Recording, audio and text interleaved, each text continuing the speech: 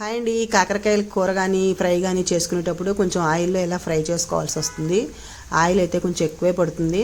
తర్వాత మళ్ళీ oil use చేయడానికి కూడా ఉండదనమాట.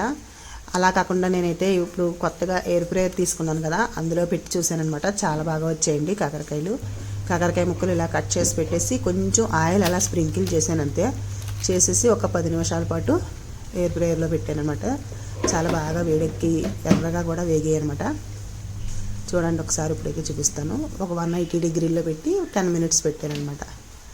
ఒకసారి మధ్యలో ఒకసారి ఇలా ఓపెన్ చేసి చూసుకోవాలి.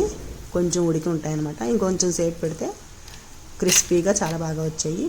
ఇప్పుడు మనం వీటి మీద కొంచెం కారం కానీ ఉప్పు కానీ వేసుకుని అలా ఫ్రైలా చేసుకుని తినేయచ్చు.